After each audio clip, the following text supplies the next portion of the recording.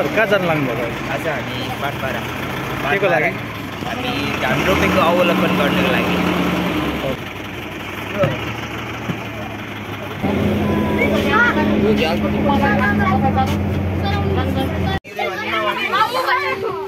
ल ल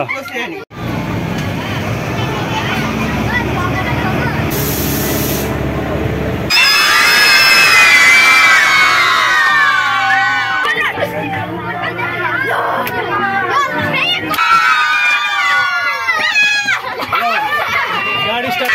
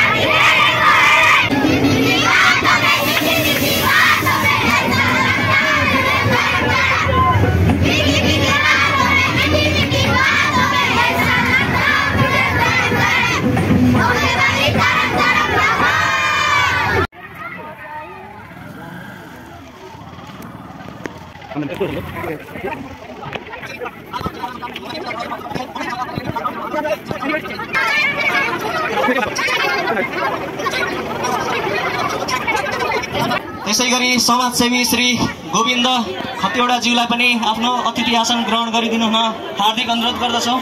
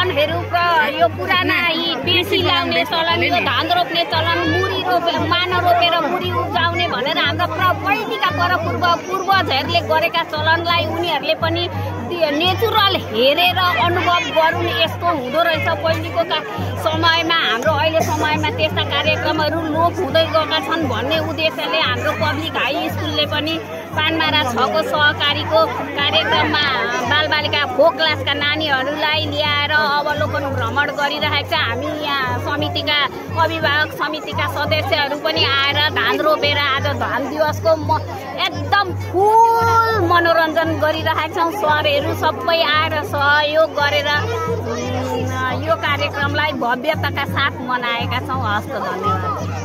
हामी मानिसलाई चाहिने सबैभन्दा आधारभूत आवश्यकताको घाँस बाँस कपास, त्यसमा घाँसकोमा अन्न, आज अन्न रोपेर चाहिँ मानव रोपेर मुरी फलाउने भनेर भनिन्छ। यो हाम्रो देश कृषि प्रधान देश, सबैभन्दा हामीलाई अत्यावश्यक चाहिने अन्नको र आज खास गरी यो असार 15 को दिनमा चाहिँ धान रोप्ने र यसमा रोपेर चाहिँ मानव रोपेर मुरी फलाउने भन्ने जुन उयो छ, त्यसमा चाहिँ यो हामीले आफ्नो के भन्छ जीवन जिउनको लागि चाहिने अति आवश्यक कुराको चाहिँ सुरुवात रोप्ने दिन हो आज। त्यस कारणले चाहिँ यसलाई एकदम विशेष पर्वको रूपमा मानिन्छ असार 15 लाई चाहिँ।